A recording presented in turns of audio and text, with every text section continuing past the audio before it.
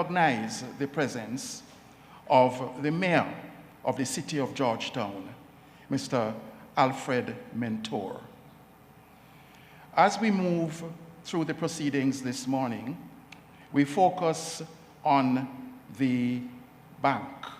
We focus on the Afrexim Bank, and that institution has a song recognized as an anthem of the organization, and it is our privilege to play that for you so that you can hear the anthem of the Afrexim Bank.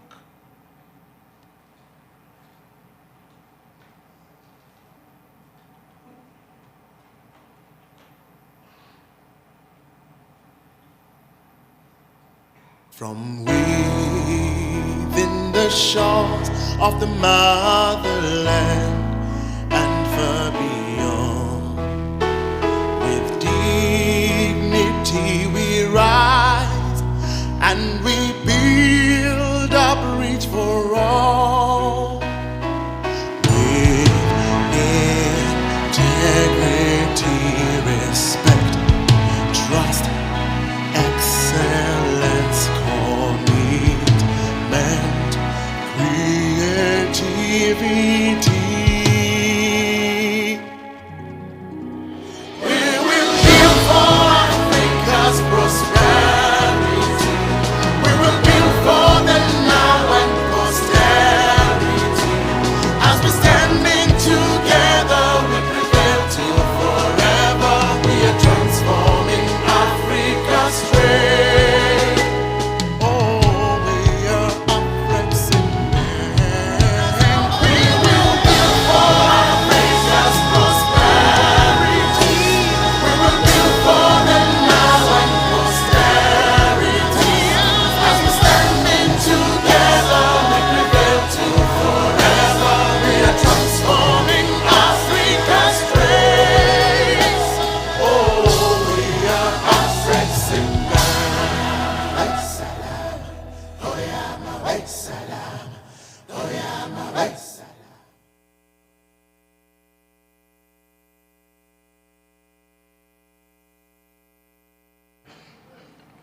Now, the playing of that song was not purely incidental as far as the program proceedings go, because we are going to hear from a leading official of that bank, Professor Benedict O. Orama is the president and chairman of the board of directors of the African Export-Import Bank.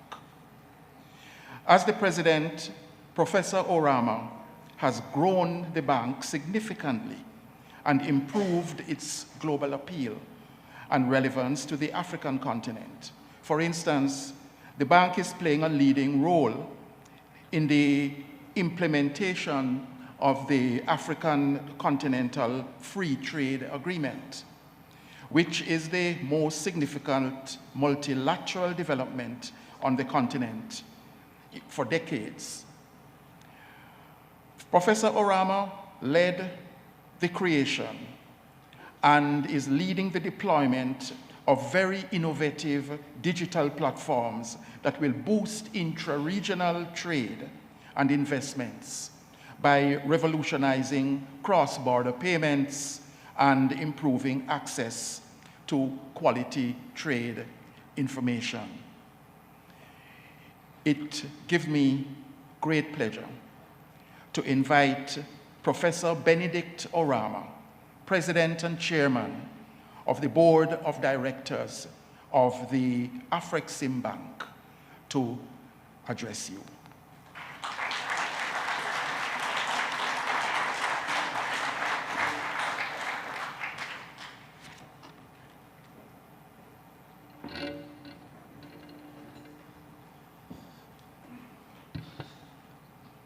Thank you very much, Master of Ceremony. Our dear brother and host, His Excellency Dr. Ifa Nali, President of the Cooperative Republic of Guyana. Your Excellency, the Honorable Prime Minister of St. Lucia, the Philip Pierre, Honorable Ministers here present, the representatives of international organizations, the Secretary General of the CARICOM, the Governor of Lagos State of Nigeria, members of the legislature, distinguished ladies and gentlemen, I stand on existing protocols. 400 years ago, the continent of Africa was plundered and its people taken away, such that, as our brother Bob Marley said, and I paraphrase, from the sweat of our brow, they ate their bread. Just over a year ago, on September 1, 2022, we gathered in Barbados, not far from here,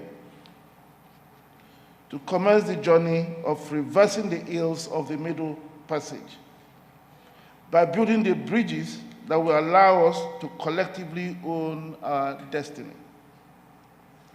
We began the journey convinced that only we could transform the fortunes of our land. The great Marcus Garvey captured it aptly when he said, and I quote, "Chance has never yet satisfied the hope of a suffering people. Action, self-reliance, the vision of self, and the future have been the only means by which the oppressed have seen and realized the light of their own freedom," unquote. All of us from Africa and the Caribbean, at this moment, that at any other time in history, hold a firm conviction that determined action and not chance, nor handouts from elsewhere, can grant us the economic emancipation and the dignity we deserve as a people. We gather here in the land of many waters, buoyed by that conviction, to re-energize and reinvigorate the movement we collectively started a year ago. It is therefore my privilege and honor to welcome you all to the second edition of the Afro-Caribbean Trade and Investment Forum, organized under the auspices of His Excellency President Irfan Ali and his government. I take the opportunity to express our appreciation to the government and people of Guyana for their generosity in providing excellent facilities for this event. I'm singularly honored to express our gratitude to all the heads of state, some of them who sent representatives, prime ministers who are here, and all the senior officials who have joined us in this opening ceremony. Your presence here today is a strong vote of confidence for the project of achieving stronger Afro-Caribbean trade and investment relations. I also thank all those who traveled several miles across the Atlantic to Georgetown and from neighboring countries to participate in this forum. We do not take it for granted that you created time out of your very busy schedules to join us today. You will agree with me that since arriving here, we have been accorded an unparalleled hospitality. I would like to quickly point out that Guyana has been the home to Pan-African ideals for decades. Examples include T. Ras Makonnen, a Guyanese who served in Kwame Nkrumah's government in Ghana. Walter Rodney, a Guyanese historian and activist who authored in 1972 the book, How Europe Underdeveloped Africa. And modern-day Pan-Africanists, such as Jackie Swift, a Cornell University researcher who authored Guyana and the Global Struggle for Black Solidarity. Your Excellencies, Honorable Prime Ministers, distinguished ladies and gentlemen, we have clarity on why we have embarked on this journey.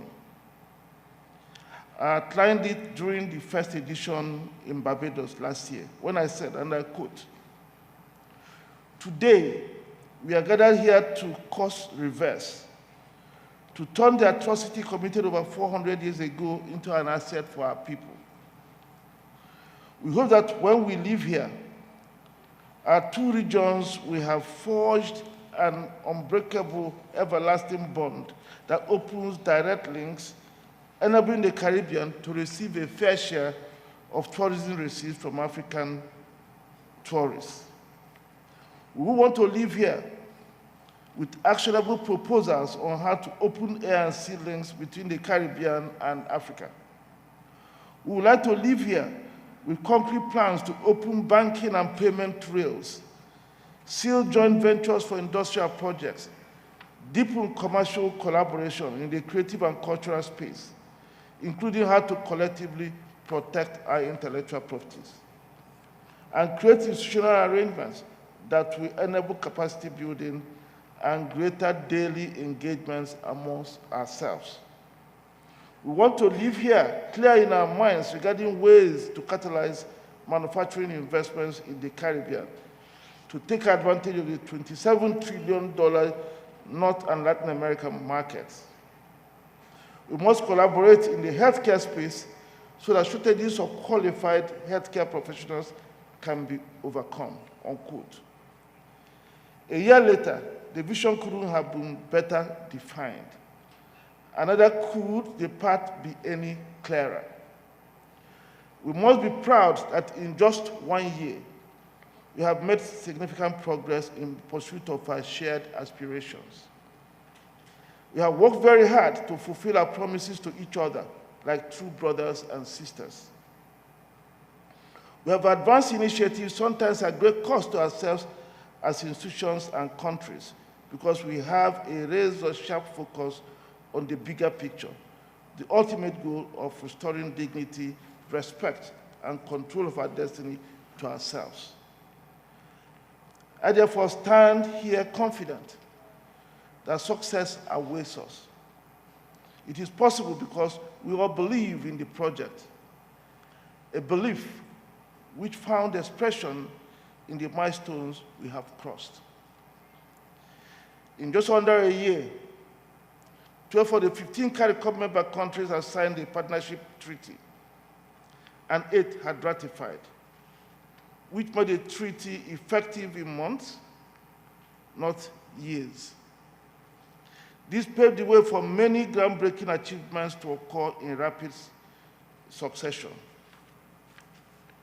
For instance, the board of directors of our President Bank approved a lending limit of $1.5 billion for CARICOM states, with the promise of the limit to rise to $3 billion when all CARICOM member states join the partnership.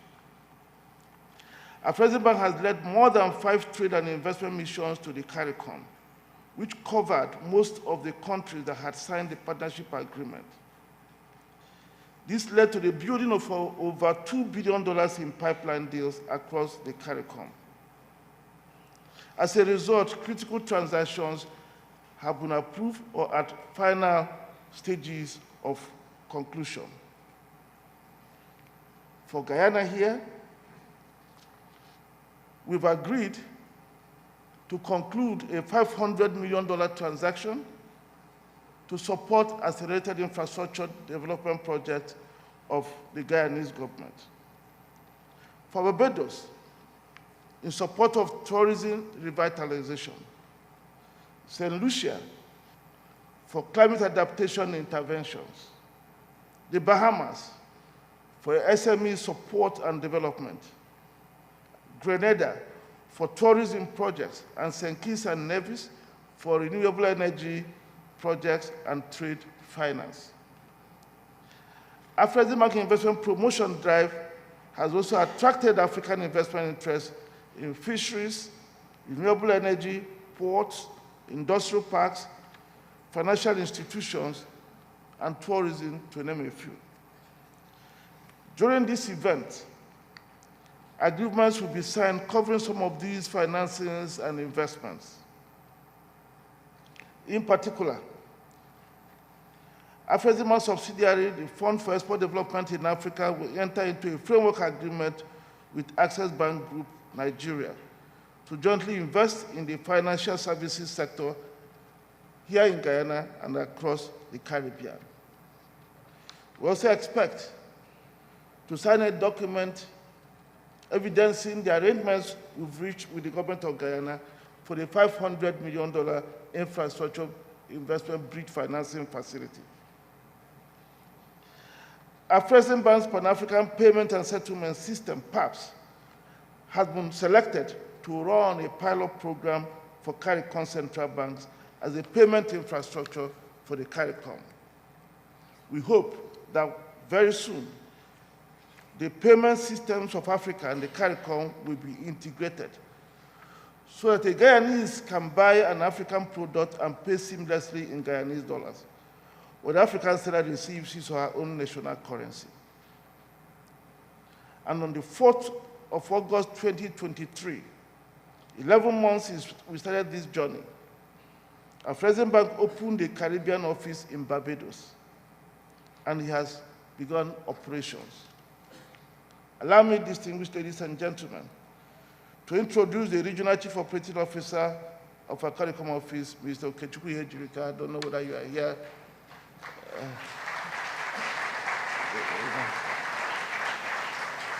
Okay, that's it. Yeah. And AFRESIMBank now has a CARICOM shareholder, the Caribbean Development Fund, and we thank them very much for blazing the trail. You agree with me that the umbilical cord that has been severed has now been sewn back. In fact, AFRESIMBank expects to begin the process of developing the AFRESIMBank Africa Trade Center in Barbados before the end of next year. This facility, to be modeled in line with similar projects ongoing in some cities in Africa. We host the permanent Caribbean office and also incorporate a hotel, a technology incubation center, a trade information center, conferencing and exhibition facilities. Your Excellencies, distinguished ladies and gentlemen, in February this year, AFRESIMBank was given the high honor of addressing the summit of the CARICOM states.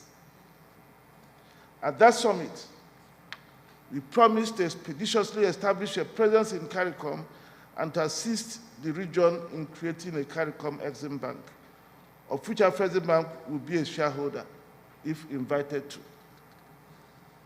We have delivered on the Caribbean office and hope that our collective efforts can be expedited to create the CARICOM Exim Bank. AFRESIMBank has full approvals to fund the feasibility studies. And we in management are willing to go to our board to motivate up to 49% of the equity that may be required if CARICOM states invite AFRESIMBank to participate.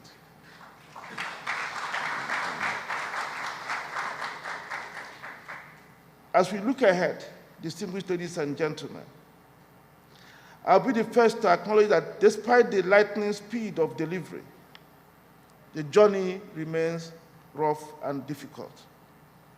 The uncertainties of the global environment, the climate conundrum, high global interest rates, and geopolitical tensions across the globe present numerous challenges to our journey. But we must persevere and forge ahead, mindful that the path we have chosen is the shock absorber we need at this time. In a deglobalizing world, small open economies will suffer if they don't bind together. And there can be no better binding than that of brothers and sisters, as represented by Afro-Caribbean trade and investment integration. In the years ahead, we have our work cut out for us, and we will not relent. Our President Bank has proposed to the Eastern Caribbean states to jointly set up a $200 million renewable energy facility. We are in discussions with the Caribbean Development Fund to support an SME development facility. We're also interested in working with regional and national agencies to create a special tourism revamp facility that promotes local content. We will allocate up to $300 million to this effort. Interest rates are high, and it's making things difficult for many, making it very difficult to access funding in the Caribbean and, of course, Africa. Our President Bank understands this problem and is doing its utmost to help. We see some light at the end of the tunnel, as our President Bank board and shareholders approved in June this year the establishment of a constitutional finance window.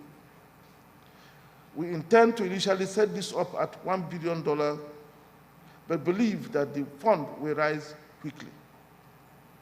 Once operational by early next year, our President may be able to extend the benefits to CARICOM partner states.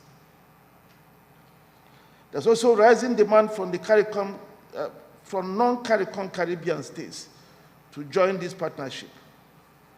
I hope we can also have a constructive discussion around this so that we can expand the benefits of this umbrella. Before I close, Your Excellencies, Honorable Prime Ministers, distinguished ladies and gentlemen, permit me to invite you all to the third edition of the Inter-African Trade Fair that we hold in Cairo, Egypt, from 9th to 15th November this year. An important component of the fair is the Diaspora Day. We hope that you can join us as the platform opens an important opportunity to expose the Caribbean to Africa and Africa to the Caribbean. Please visit the website for more information on the trade fair. As I bring my remarks to a close, permit me, Your Excellencies, distinguished ladies and gentlemen, to once again acknowledge the support accorded us by His Excellency President Irfan Ali and his government in holding this event here in Georgetown. We are most grateful, Your Excellency. I also thank you, Honorable Prime Ministers, for sparing time from your hectic schedules to participate in this forum, which together with other initiatives will become the movement through which we will achieve our collective self-reliance. In particular, permit me to express our appreciation to Honorable Prime Minister Mayor Motley, who graciously pioneered this initiative and put the movement on course. Without her vision and doggedness, the journey would have been difficult to commence. Thanks are also due to His Excellency, the representatives of presidents from Africa who are here, and also the representative of African Union who have joined us here. We're also thankful to the leadership of the CARICOM Secretariat for their unwavering support in joining us in hosting this forum and their support over the last 12 months. I thank our esteemed partners and participants who always respond to our calls and invitations whenever and wherever we call them to. Finally, thanks are also due to our President Bank team, led by the Executive Vice President Zawani, who put this together. Also, our consultants, brand communications, of course, the Guyanese Local Organizing Committee, who worked very, very hard to make sure we have a very befitting forum this today and tomorrow. I thank you all for your kind attention.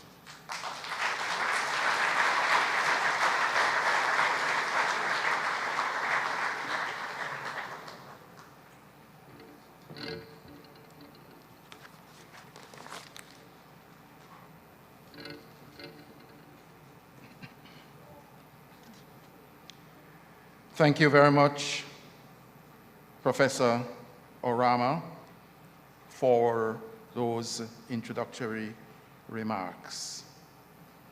Ladies and gentlemen, I have the honor, and I take this opportunity to recognize the presence of Dr. Didacus Jules, Director General of the Organization of Eastern Caribbean States. As we proceed, we turn our attention to CARICOM. And there is a CARICOM song, normally referred to as the CARICOM anthem, that we would like to play so that those of us who might not be familiar with that song can hear it. And so I am pleased to have the CARICOM song played for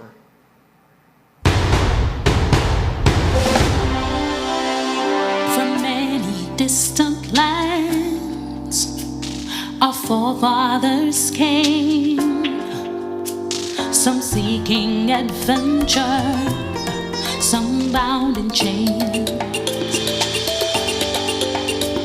through battles waged and fought, through victory and pain, by test of their courage our freedom was gained. In homage to those gone before us, the heroes of lands in the sun, we vow to join hands and to focus on building one Caribbean. Raise your voices high, sing of your Caribbean pride. Sing it loud and strong, feel our hearts beat as one. Celebrate in song as we rise to heights where we belong.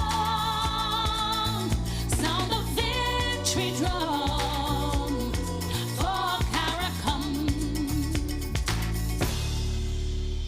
Though great and diverse be our ethnicities, the bonds that unite us are stronger than these. We dine, we pray, we love, we dance and we play, but we relate to each other the West Indian way. Today as a people united, determined and steadfast we stand.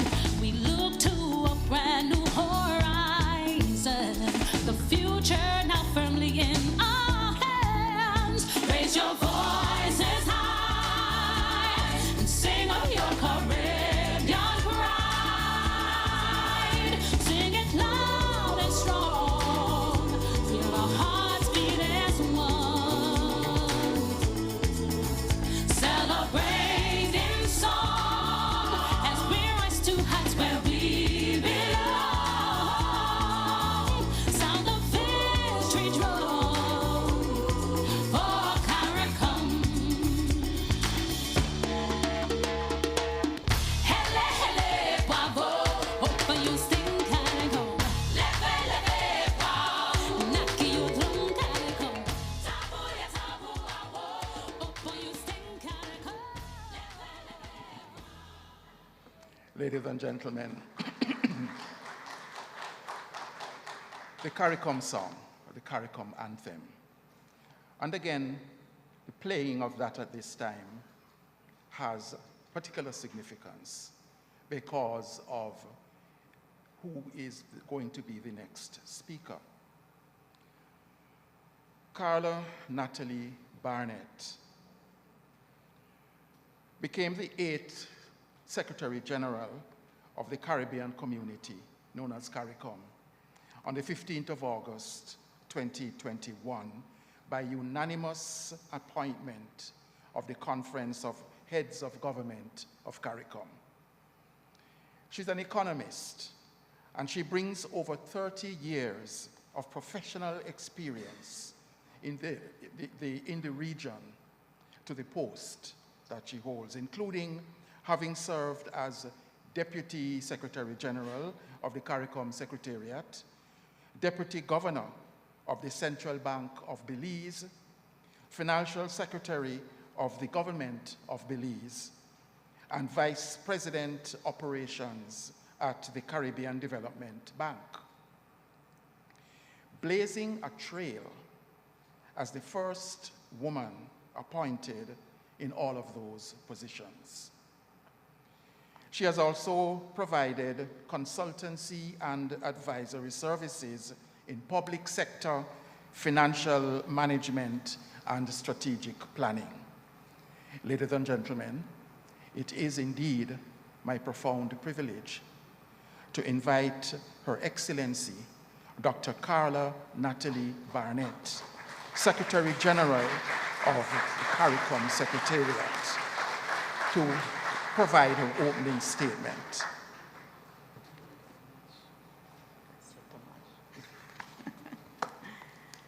Good morning, ladies and gentlemen.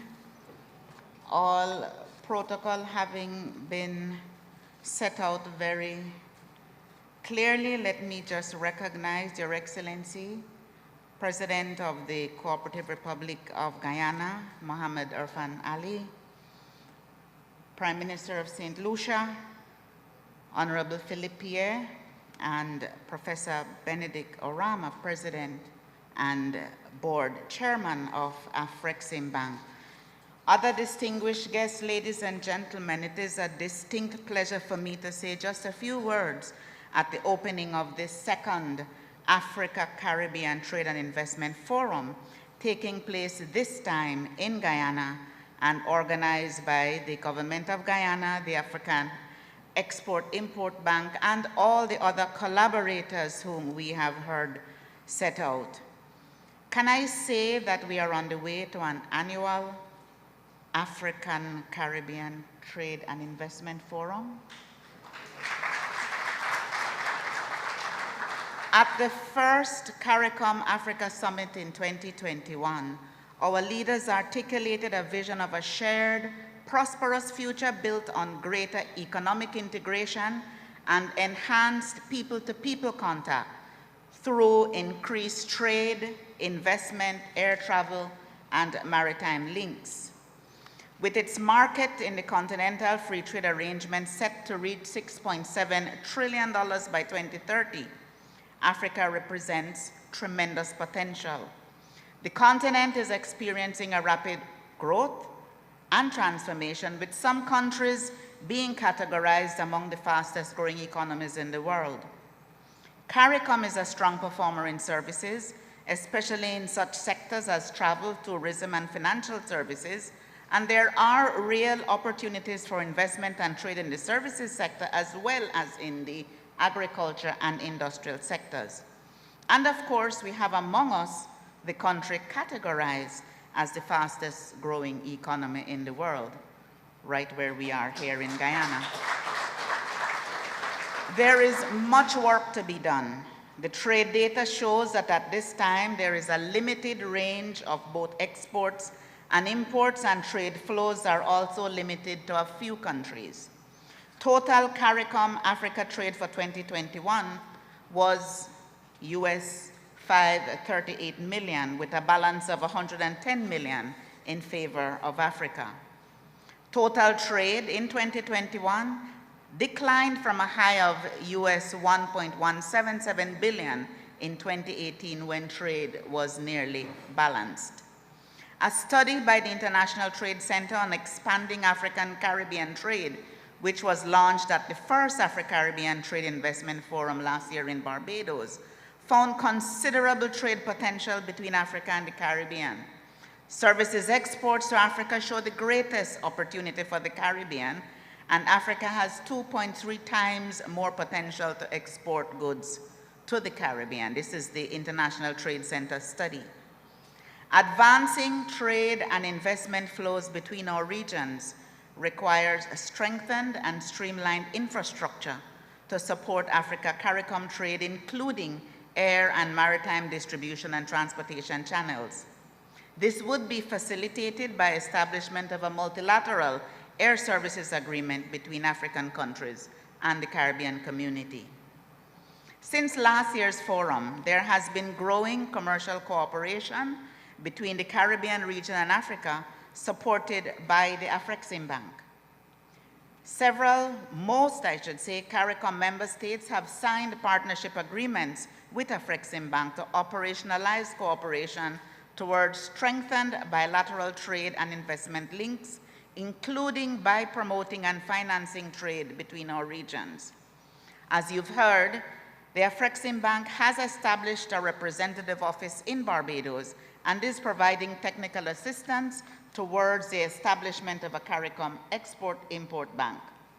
The potential for utilizing the African Payment and Settlement System as a method for intra-regional payments within the Caribbean is being studied, and a memorandum of understanding establishing the Africa-Caribbean Business Council has been signed. We also anticipate the signing of an MOU on upscaling engagement between the CARICOM Secretariat and the African Union Secretariat. The work that is in train to establish a platform for sustained dialogue, partnership, and cooperation requires constant attention and support. Creating a shared, prosperous future demands in particular that the private sector of the Caribbean and Africa continue to consolidate and grow the commercial ties that were forged last year at the first Africa-Caribbean Import-Export Forum in Barbados. Let us therefore use this forum as a building block to strengthen existing bilateral cooperation and engagements in trade, investment, technology transfer, innovation, tourism, culture, and other priority areas. Let us nurture the strategic partnerships between the business communities in Africa and the CARICOM region and continue purposefully along the path to a shared, prosperous future. I wish all participants a successful forum. We look forward to the implementation of many business ties. Business creates communication, creates business. I wish all participants a successful forum. Thank you very much, ladies and gentlemen.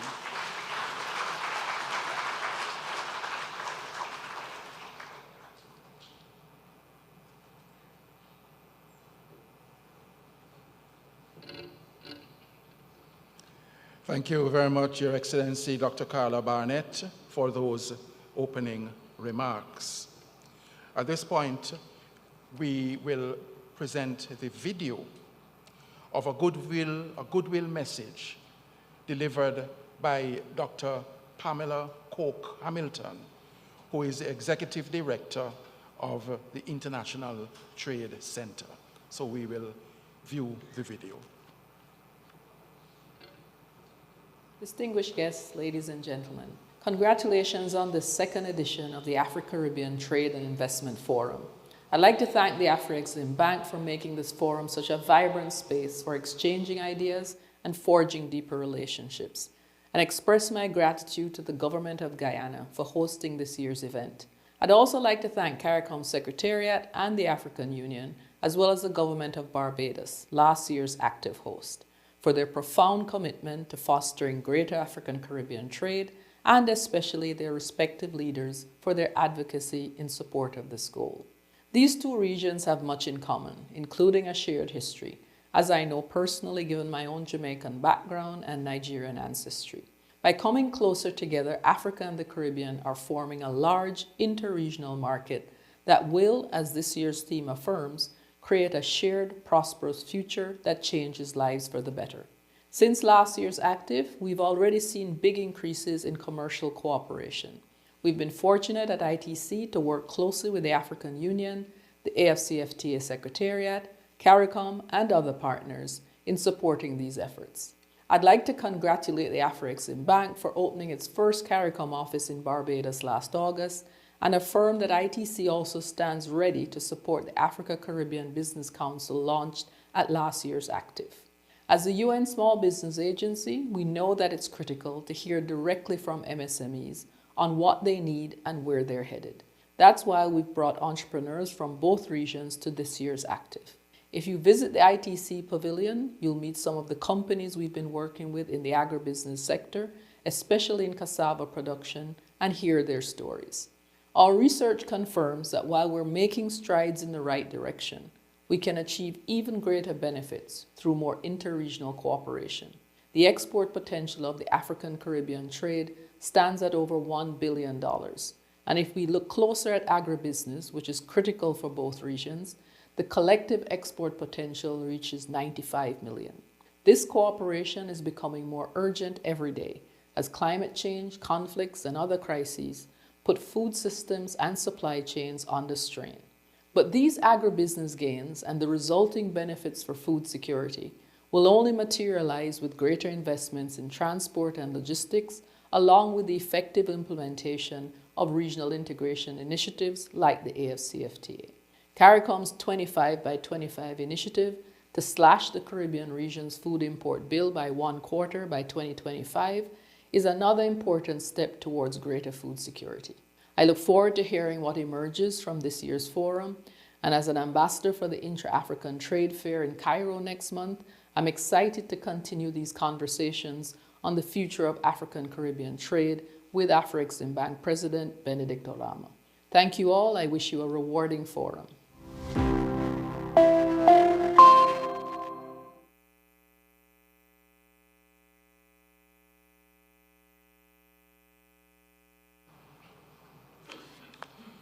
As we continue with the proceedings, the opening ceremony for the Afro-Caribbean Trade and Investment Forum 2023, we pay very special deference to the next speaker, owing to his position in his native country and in the Caribbean. Philip Joseph Pierre is a St. Lucian politician currently serving as the Prime Minister of St. Lucia since 28 July 2021. Mr. Pierre serves as the Minister for Finance, Economic Development, and the Youth Economy. I have the great honor of inviting to the microphone to present special remarks the Honorable Philip J. Pierre, Prime Minister of St. Lucia.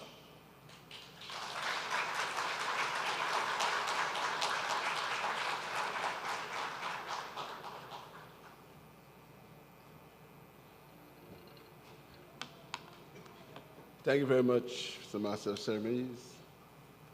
Let me recognize the President of the Cooperative Republic of Guyana, the President of the African Export-Import Bank, Prime Minister of Guyana, Minister of Foreign Affairs, and other dignitaries of CARICOM, and the Cabinet of Guyana. I would also to thank the President of Guyana for the excellent arrangements that he has made for us and for my delegation. I thank you very much.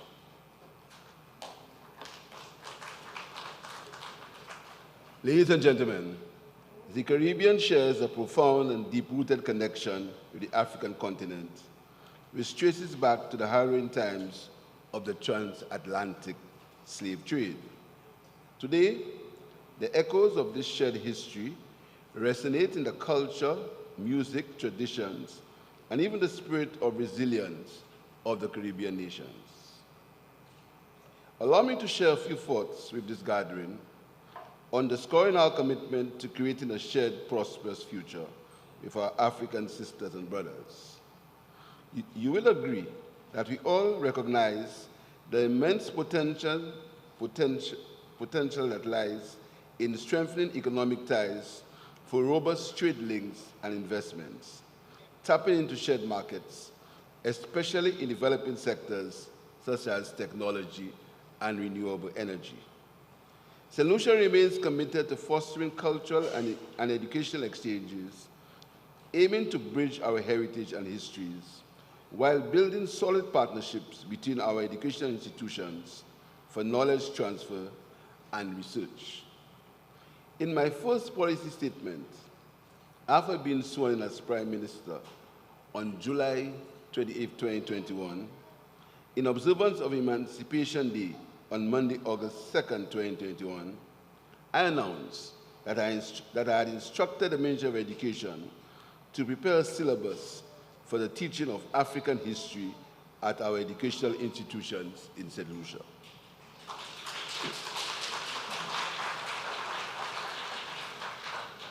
From last year in St. Lucia, Emancipation Day activities stretched over a 4-week period to emphasize the historical significance of the official end of the transatlantic slave trade. My cabinet has mandated that an experienced diplomat prepare for its consideration a comprehensive policy on ways in which we can strengthen our economic and social relationships with the African continent. Meanwhile, St. Lucia is ready to engage other OECS and CARICOM countries with a view to sharing a joint diplomatic presence with countries in the African continent.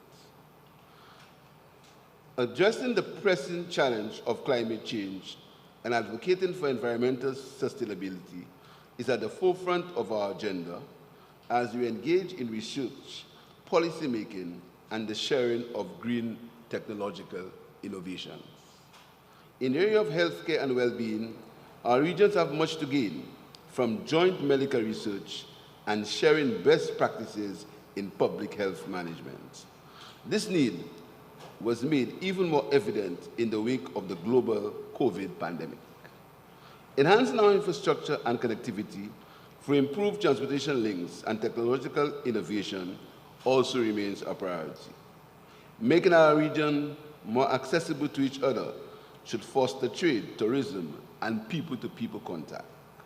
We are committed to learning and sharing best sustainable farming and fishing practices aimed at enhancing the CARICOM food security agenda.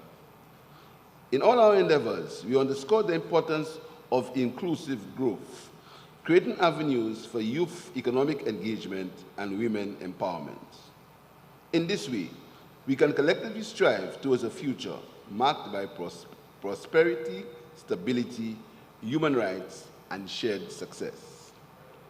This forum symbolizes a bridge, a vital link, fostering economic and cultural relations between the African continent and the Caribbean region. Our coming together here in the Cooperative Republic of Ghana reflects our shared commitment to building resilient economies and communities for enhanced trade, investment, and cultural exchange. I believe that the theme of this year's forum, creating a shared prosperous future, is apt and timely. We are here to build on the progress achieved at ACTIV2022, consolidating our gains and setting a clear and actionable agenda for the future. In the past year, we have made some strides in deepening our engagement with the African continent. The African Export Bank has played a pivotal role in facilitating trade and investment flows between Africa and the Caribbean, offering the financial instruments and support needed to bring our business communities together. St. Lucia is one of the first countries to sign the treaty with the African Export-Import Bank. Looking ahead, St. Lucia is committed to deepening our engagement with Africa, leveraging the opportunities presented by the African Export-Import Bank and other strategic partners. We anticipate significant work in areas such as technology transfer, innovation, sustainable tourism, and the creative industries. In the tourism sector, we envision a future where Africa and the Caribbean are connected through direct air and sea links, enabling travel, cultural exchange, and economic cooperation. This is not a dream, but a tangible goal that we are working diligently to achieve. Ladies and gentlemen, the journey ahead is filled with opportunity and potential. The connections we forge, the partnerships we build, and initiatives we undertake today will pave the way for a future of prosperity and collaboration between Africa and the Caribbean. As a united people, the continent of Africa and the Caribbean can transcend boundaries and overcome the historical obstacles that seek to divide us. Let us together seize the moment, embrace the opportunities, and work together to build a future that is bright, prosperous, and interconnected. I thank you.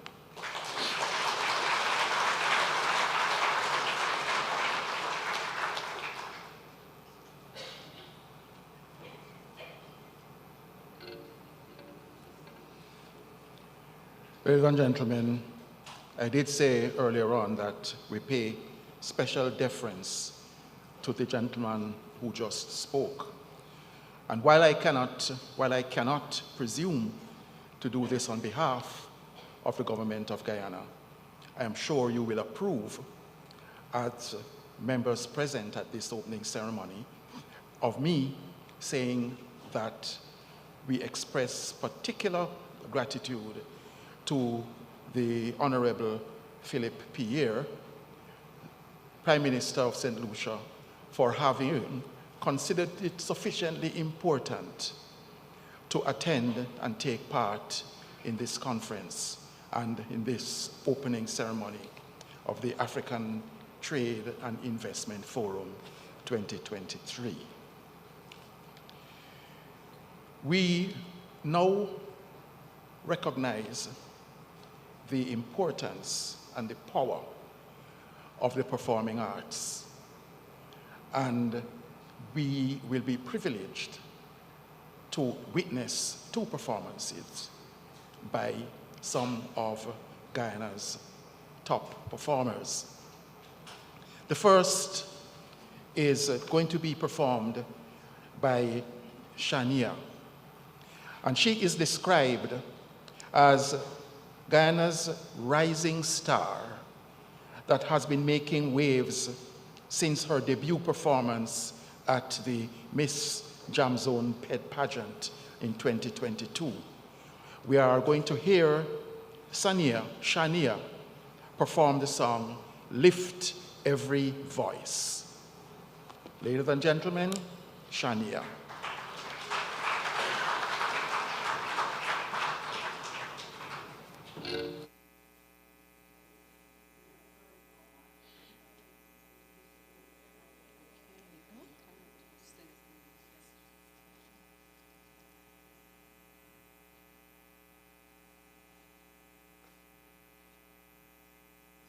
Good morning, everyone.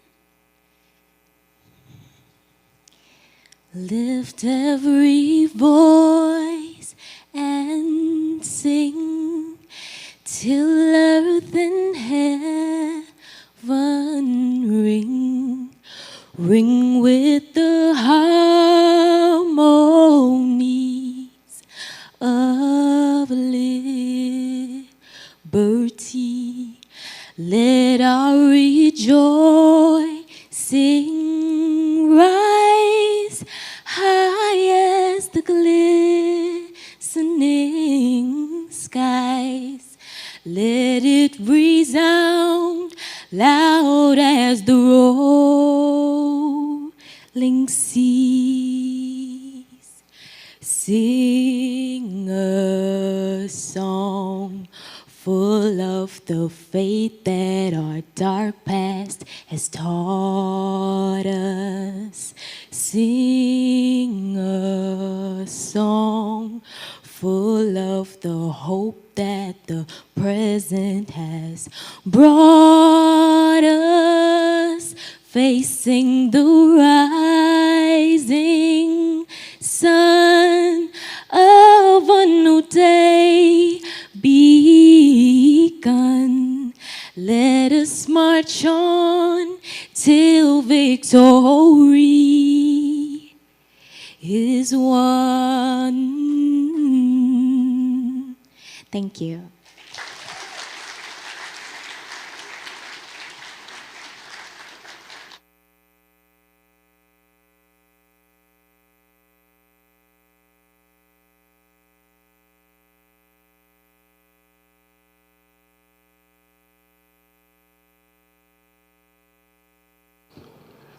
Thank you, Shania.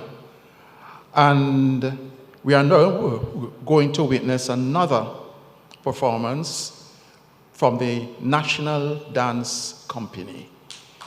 And the National Dance Company will be performing a choreography by Vivian Daniel, and it's called One Guyana.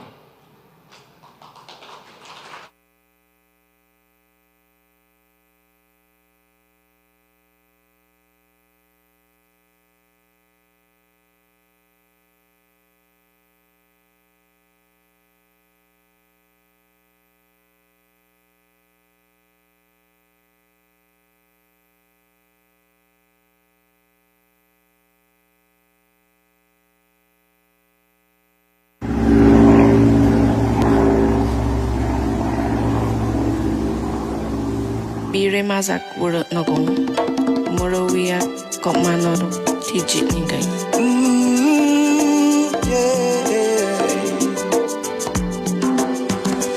We are one Guyana, a place of peace, a place of love.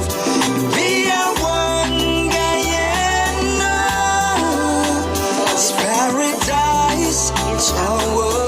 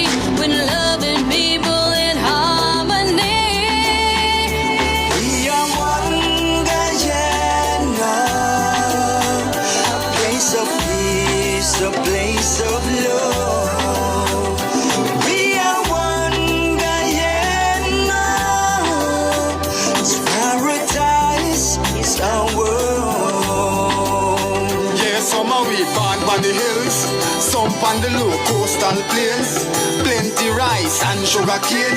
Same Guyanese blood in our vein. So make we burn out the hatred, time for erasing. Can't make that destroy.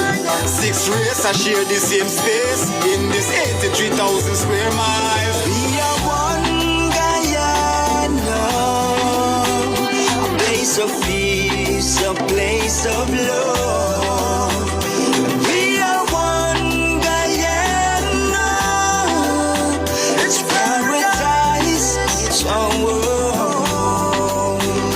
Brother is a brother, no matter which religion is you. Could a Buddhist, Christian, Muslim, Hindu. Sister is a sister, real and true. One big part of culture brew. And all of we together could really make this dream come true. Of a brighter Guyana for me and you. Ocean to mountains, hear this tune. Take it cool. We are one Guyana, a place of peace, a place of love. We are one Guyana, it's paradise, it's our world. Love runs deep like a beautiful rivers for Guyana.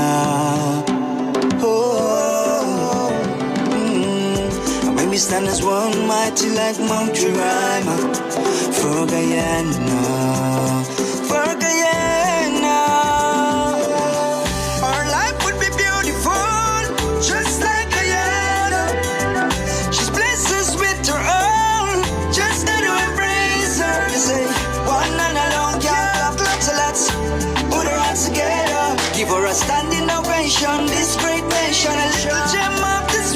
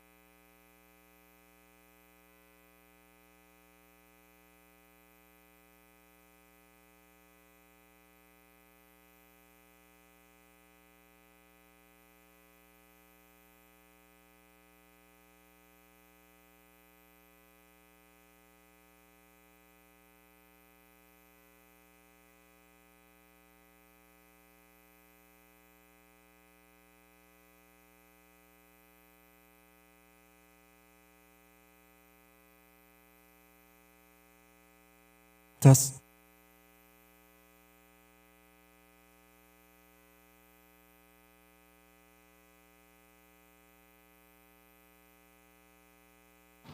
ladies and gentlemen, the exquisite artistry of the National Dance Company with a choreography by Vivian Daniel.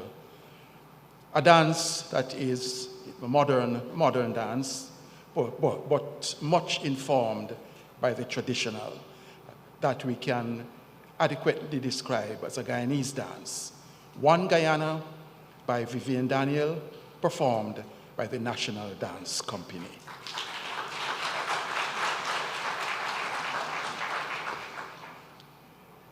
The opening ceremony for this conference now brings us to an extremely significant moment, because the speaker who is about to address us must have recognized the importance of this conference, so that after the inauguration in Barbados last year, he found it sufficiently important for Guyana to host a second conference of the African Caribbean Trade and Investment Forum in 2023.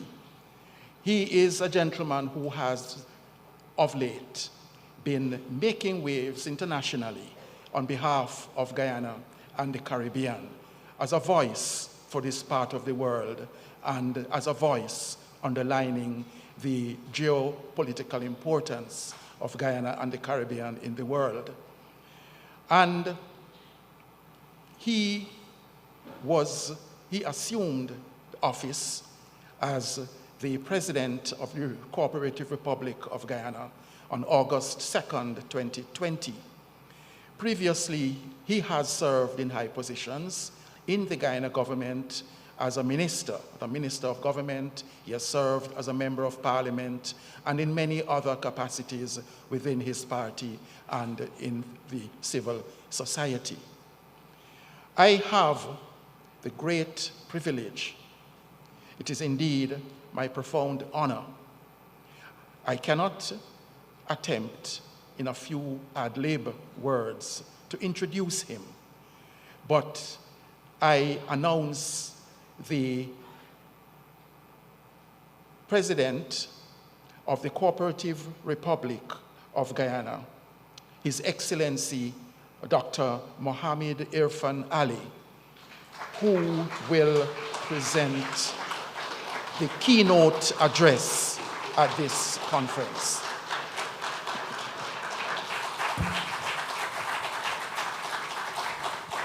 Thank you very much. Thank you very much, very kindly. Please, you're very kind. My dear friend, Prime Minister of St. Lucia, the Honorable Philip Pierre, our dear Prime Minister, retired Brigadier Mark Phillips, a real friend of CARICOM, Professor Benedict Urama. Please put your hands together for this very dear friend of CARICOM.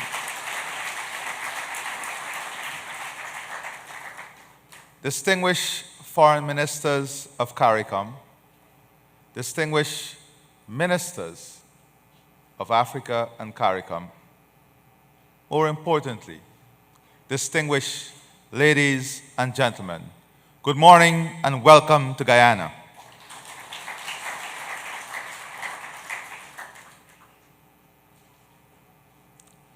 Today, the world is faced with many challenges. We in CARICOM are not divorced from those challenges. For a matter of fact, those challenges come at an accelerated pace to us. And we have the choice to bow before the challenge or confront those challenges and win amongst it. The Afri-Exim Bank offers that branch to help us to confront these challenges and win against them. I have had the opportunity to work with Professor Orama and his team. And I can tell you about the diligence that they apply to their work. In Bahamas, they spent almost 48 hours of continuous meetings. I must say we occupy a significant portion of your time. And last night, on his arrival, he and his team worked with my Minister of Finance and his team almost throughout the morning, and as I was coming in, negotiations were still taking place. And he was of mention about possibility of signing bridge financing to support our massive infrastructure transformation of 500 million United States dollars.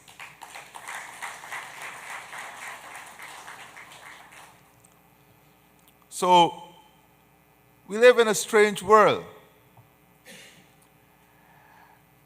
And you want to know how strange it is?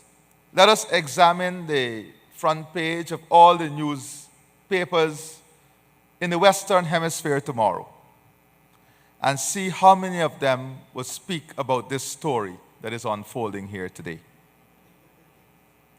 And let us explore the front pages of those very news outlets in the Western Hemisphere and see how much would present Africa and CARICOM in a negative light.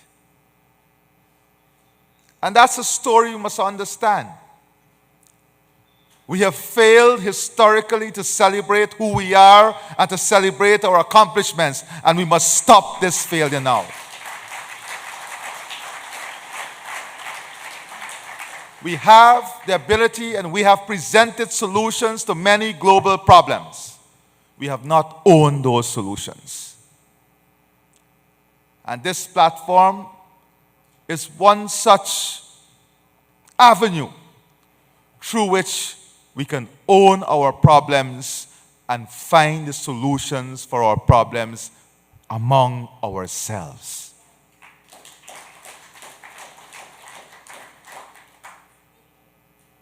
This is not an easy task, but it is a very important task for us.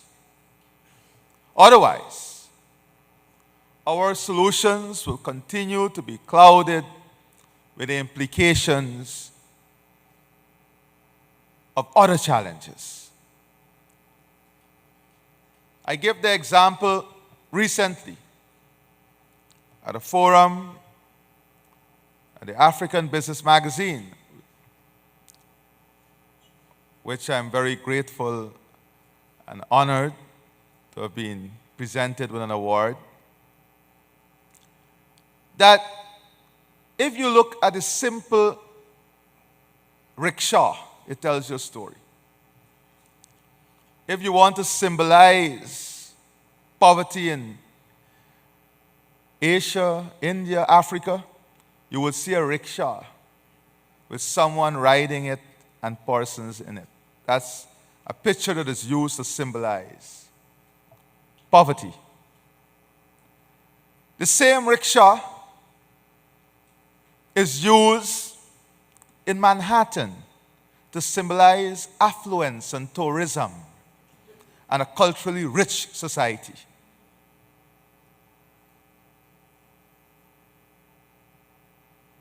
Have we pondered on these very simple things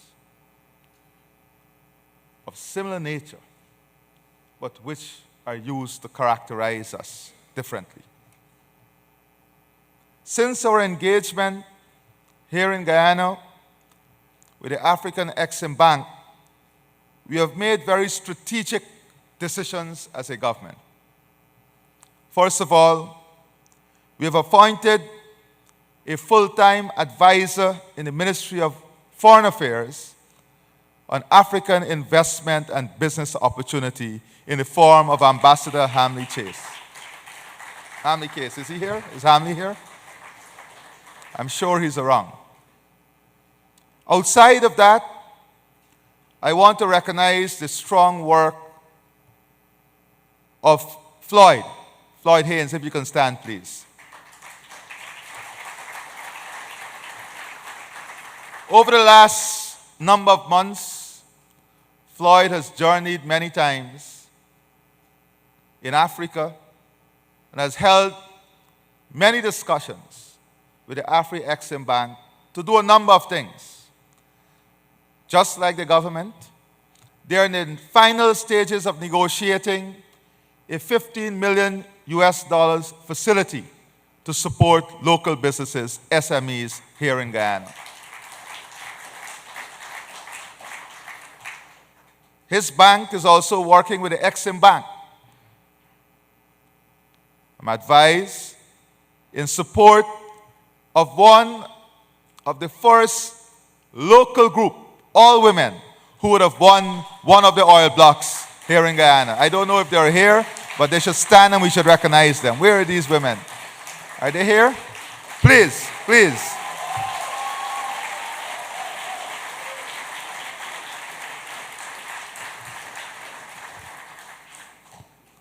So I must acknowledge the work of Floyd. Outside of that, Professor Urama and I would have been discussing, and he has advised that he would like to see this finalized before the end of the conference. We have talked a lot about the payment gap for the suppliers of services to the main oil companies, the time frame that it takes. And that caused a lot of hardship on the cash flow for local suppliers. Like they did in Angola and Nigeria, am I right, Professor? They established what is known as a local content facilitation fund that helps local companies in the cash flow, similarly to what Floyd is trying to mobilize.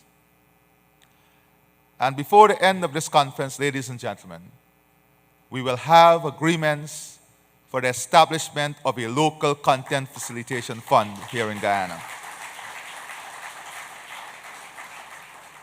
So we are making meaningful progress, very strategic alliance, very strong alliance, and showing confidence in the Afri-Exim Bank and what you have to offer for this region. My distinguished colleague, Prime Minister Philip Pierre, spoke about the important cultural, economic, and human ties between Africa and the CARICOM region. And that must not be taken lightly. For a matter of fact, that is the root of this relationship. That is the bedrock of this relationship. That is the main artery that will ensure this relationship is fueled with the blood that will keep it alive. But like the human artery itself, there can be times of blockage that can lead to a heart attack, detrimental to us. And that is what I want us to address. We must be honest enough to recognize that there has been a blockage. There has been a blockage in this artery. But importantly, we must recognize this morning that we have taken a collective decision to remove this blockage. We have identified the blockage and the challenges within this artery, and we are committing to removing this blockage. How are we going to do this? Do we have the capacity and the capability to do this? I start by giving you our own example here. We perhaps have one of the lowest debt to GDP ratio now globally at less than 24%. I said we have one of the lowest debt to GDP ratio, less than 24%. We inflict our own wounds. When one section of the world lecture us, we say, ooh, that is we. But when we have these examples to share, we stay silent and quiet on it.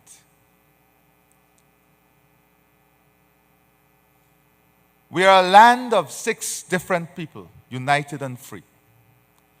And our vision, collectively as a people, is to build a prosperous and rewarding future for all of Guyana.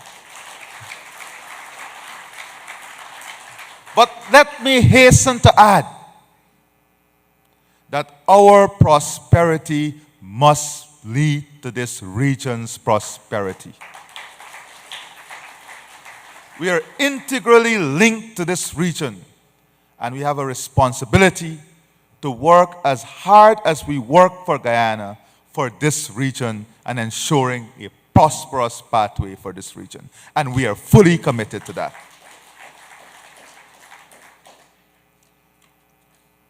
Today, I speak to CARICOM, the CARICOM private sector.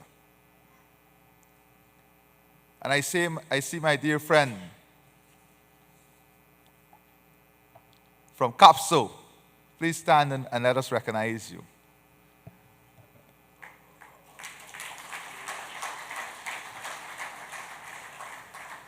Normally, the guns are aimed at the government. I want them to stand and see you carefully. Because I would view this. You can sit now. You can sit. I think they've had a good sight of the target. I would consider it a severe missed opportunity by the regional private sector if they cannot form a consortium and use this opportunity that Exim Bank is offering to end our regional transport system failure.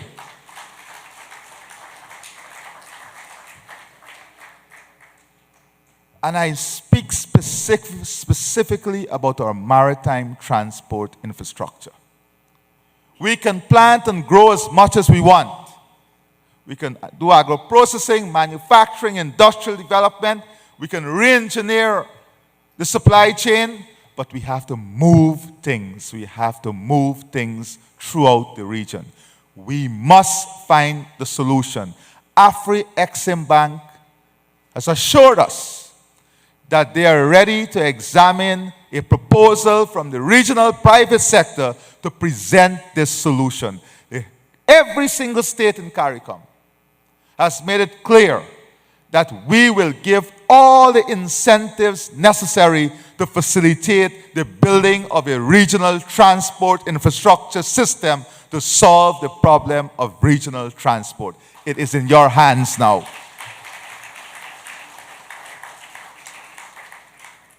And we will champion it. We will champion it with Exim Bank. Form a consortium between the providers who are under the Exim Bank portfolio and the regional consortium. We are too small to think and act in silos. We have to learn to remove the imaginary barriers between ourselves and act in a collective, in consortium, bringing together our collective capital, our collective talent, our collective structure. so that we can make use of the larger scale opportunities that exist within the region. We can't tiptoe around this anymore. The private sector has failed us in this endeavor. This is a business opportunity, not a state opportunity.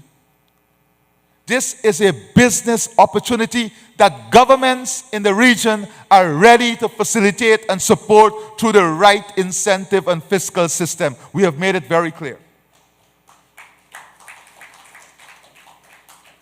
You need now to be what you always demonstrate yourself to be, the engine of growth. The government are the facilitators of growth. So, before that, Capstone knows that. Then let us, as heads of CARICOM, understand